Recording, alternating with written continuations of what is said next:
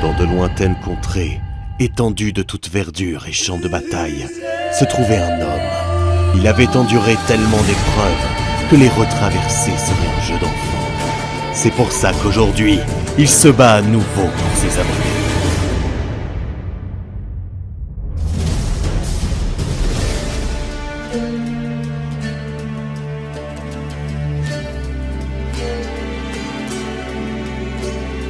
Les hommes sont rassemblés.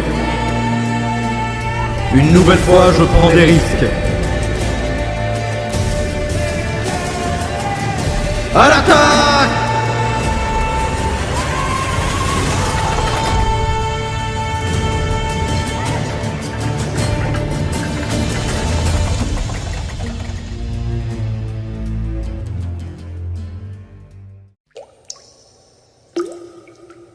J'ai vécu des tonnes de choses dans ma vie. J'ai fait de la moto volante, j'ai battu en méca des beaux gosses de jeux vidéo, tout ça parce que je me suis réincarné dans un jeu de drague nul. Mais mon voyage était bon. J'ai rencontré et vécu toutes sortes d'aventures, j'ai rencontré l'héroïne, pas la drogue, j'ai rencontré une baronne. Avec deux gros nibards là, t'as envie de faire comme ça. Comme ça. Non mais ça suffit ton histoire de merde là. Allez oh bon, moi ça fait RP un peu, moi j'aime bien. Ah là là, ça fait si longtemps que j'ai pas parlé de Chopped in Datissime. Je crois qu'à cette époque, je n'avais pas encore regardé Shikimori et les threads d'horreur de Squeezie faisaient encore peur. Je t'ai cassé hein. Mais est-ce que finalement c'est aussi bien qu'on avait dit au début? L'animé a clairement pris la direction que je pensais. On est finalement resté sur un protagoniste random, sortant souvent de son rôle pour faire le Dark Sasuke après. Les filles sont toujours aussi vides de sens et de personnalité, on dirait des instagrammeuses. Nous n'avons finalement rien exploré de ce monde auquel on ne s'est franchement pas attaché. Non, vraiment, c'est... Je sais pas comment dire, y a un mot pour ça. C'est mid. Tu as la peau douce comme du velours, Olivia. La vôtre l'est aussi, Angelica. Et vos cheveux, qu'est-ce qu'ils sont soyeux. Mais non, je rigole, c'est une masterclass. C'est trop bien, sa mère la pute. Dites-vous que je prends plus de kiff à suivre ça chaque semaine que Spikes Family ou autre. Ici on a toujours Léon qui fonce dans le tas et qui en a toujours rien à foutre. En fait ce fils de pute pense vraiment comme dans un jeu vidéo. Il se fait son build, sa base, remplit des quêtes secondaires ensuite pour augmenter l'affinité avec la reine méga jolie, la baronne gros nibar, l'héroïne magnifique, mais surtout, le maître du thé. Le giga Chad originel. L'anime arrive véritablement par de simples procédés à te faire intéresser à tout et n'importe quoi, car le micro-environnement du héros ne se trouve au final que dans quelques centres d'intérêt, liés à tout ce que l'on sait, le mérite et l'appréciation qu'on a pour Léon, font qu'on aime tout ce qu'il aime. Et portons attention à son centre d'intérêt à lui. Pour ça qu'on se sent si affecté quand les relations se détériorent, car on sait qu'il mérite mieux et qu'on veut meilleur pour lui. Pour ça qu'on aime les persos comme la reine, le maître du thé, ou encore cette petite boule toute mignonne qui veut exterminer les humains. Oh Putain mais Luxion, t'es où là? T'es là? T'es là? T'es là-dedans? Ah, trouvé. Bah, c'est bizarre.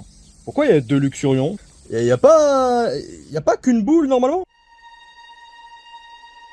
Mais je vois quand même les gens venir en mode non mais c'est pas une masterclass votre truc, c'est un isekai mid, un rêve quoi. Si, c'est une masterclass. Dans mon cœur.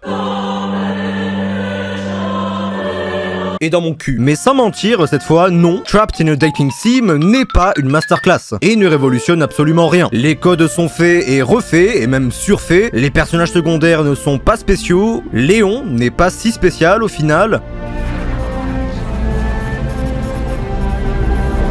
Mais on s'en branle! Les codes sont classiques, l'exécution plutôt bonne, mais on a tellement eu d'isekai de ce genre et de tout autre style que finalement, quand on te donne une bonne exécution avec un bon fond, de bons personnages et une histoire potable, bah finalement, seulement quelques traits innovants suffisent à te faire accrocher. Et ils se comptent sur les doigts de la main pourtant, hein. 1, 2, j'ai pas assez de doigts pour... Est-ce qu'il y aurait pas quelqu'un qui... Il vient de la dernière vidéo, hein, vous pouvez aller voir si ça vous intéresse.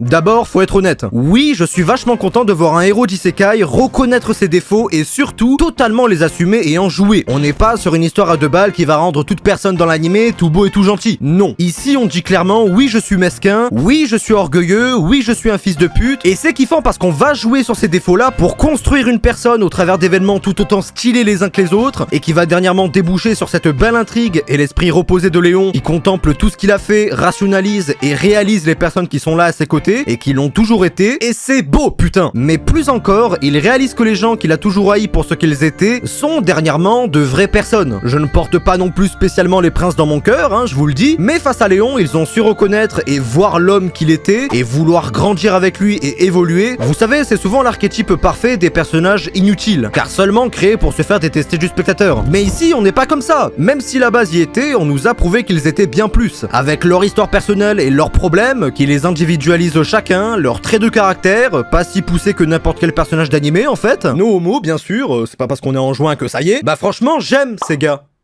Je les apprécie de fou maintenant que je les vois comme des camarades et des alliés de Léon. Non pas un concurrent, non pas un fils de pute, non pas une personne détestable, mais bien une personne qui a assez de facettes pour que j'ai un avis nuancé sur lui. Résolument, le passage le plus stylé de l'animé reste le moment où il défonce tout le monde. C'est juste un truc de fou. Et ce qu'il y a de plus fou avec ce personnage, c'est qu'il saura toujours répondre à nos attentes, et ce, peu importe la façon de les exécuter. Regardez ce passage par exemple. La meilleure façon de vous venger de quelqu'un qui vous a trahi, c'est de montrer à cette personne que vous n'avez plus besoin d'elle pour être heureuse. Ici, Léon a résumé tout le cycle de la haine de Naruto, le truc de 400 épisodes. Et ce, de façon toute bête en fait, hein. L'animé te claque de morale, là où n'importe quel shonen prendrait 3000 ans à t'expliquer le truc. Qu'est-ce que tu en sais? Tu ne me connais pas assez pour me juger. Ça fait mal, Starfoula. Ensuite, faut pas se leurrer. C'est ultra satisfaisant de voir quelqu'un se faire détester pour les mauvaises raisons, mais en plus de pouvoir être supérieur à eux et afficher son meilleur sourire. C'est un truc de fils de pute, ça. C'est de la provocation digne d'un enfant. Mais c'est tellement satisfaisant, sachant ô combien le personnage est loin de l'image qu'il transmet, et sa supériorité nous rassure toujours de ne pas avoir le fameux jugement divin dans les animés, car on le sait, vous le savez, globalement dans les animés, tu sais que quand un personnage fait trop le fou ou le fier, bah il va se faire karma. Bah là non, non, justement non. Et putain, j'adore sa mère la pute. Quoi qu'on puisse dire, les fans comme les haters, faut vraiment admettre que le personnage principal en lui-même et son influence sur ce monde font que tout est aussi divertissant. Je peux l'admettre assez facilement, je regarde la série seulement par sa présence. Il est trop marrant, ses interactions sont rapides, concises et franches. Honnêtement, je pense qu'on a tous moyen de s'y identifier un tant soit peu. Ce n'est pas particulièrement quelqu'un qui cherche la gloire, l'attention, la fame, d'où son rôle de spectateur actif qui est vachement satisfaisant à regarder, et c'est ce qu'il y a vraiment de plus appréciable dans la série. En fait, le personnage est parfait, comme moi. Et marseillais un peu. En fait, tout ce que tu pourrais vouloir ou demander, la série l'a. Tu veux de la romance? On a de la romance. Tu veux de la bagarre? On a de la bagarre. Tu veux des moments chill? On a des moments chill. Tu veux une e-girl dans ta vie? On a... Oui bon, on peut pas tout avoir non plus, hein. On a tous des problèmes dans la vie, d'accord? Moi, tous les matins, je me lève. Eh bah ouais, tous les matins, je me lève, c'est déjà quelque chose. Mon père Mon père avait 45 ans à un moment de sa vie. Et c'est pas que... Il disait que...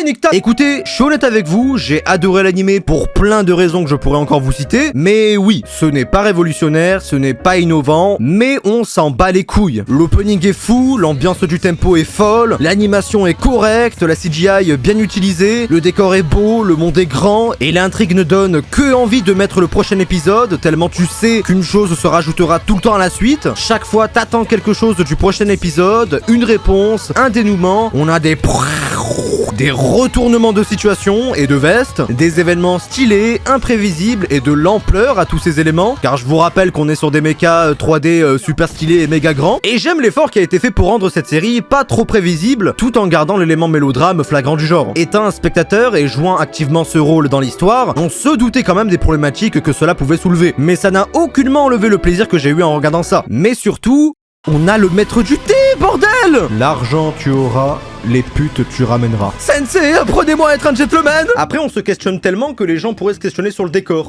Oui, Yorin, pourquoi il y a un ventilateur alors qu'il fait 40 000... Le décor, il a changé. hein, je pense que vous le savez mieux que moi. Et en vous parlant de la sorte, j'ai souvent l'ambition de vous transmettre à quel point j'ai kiffé regarder tout ça, pour vous faire justement commencer malgré tous les a priori que vous pouviez avoir sur l'œuvre. Donc moi je vous dis juste à présent, foncez, c'est 12 petits épisodes, c'est sur Crunchyroll. Crunchyroll, j'attends encore le chèque. Dès aujourd'hui, tous les épisodes de Trapped in Dekissim sont sortis. Le dernier épisode sort à 18h, je crois. Oui, bon, ça va, on peut pas tout avoir, hein. Mais attention, ça ne s'arrête pas là. Léon est loin d'avoir fini sa longue aventure. Donc on va quand même parler du cas de la saison 2. Même moi, des fois, j'oublie le concept à la base, hein.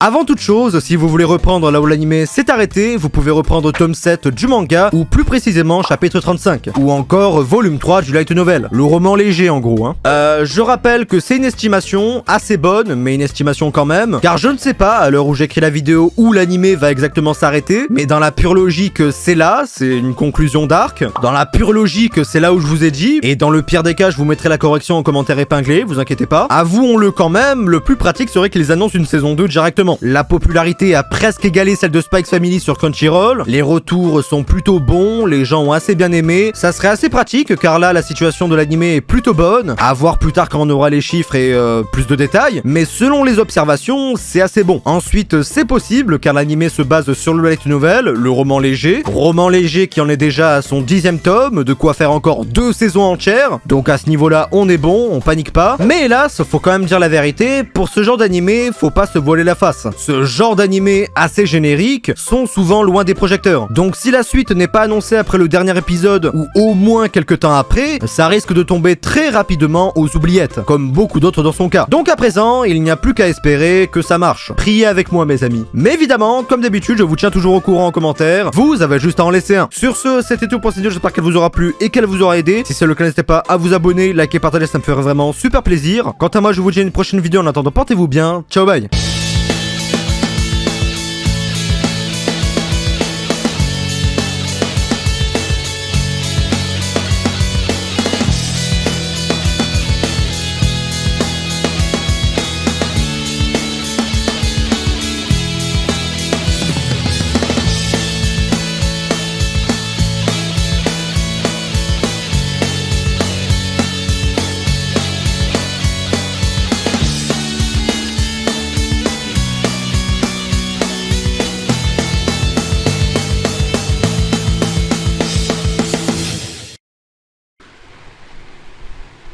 Je m'appelle Yurine. Domestique Nakanojo, c'est de la merde.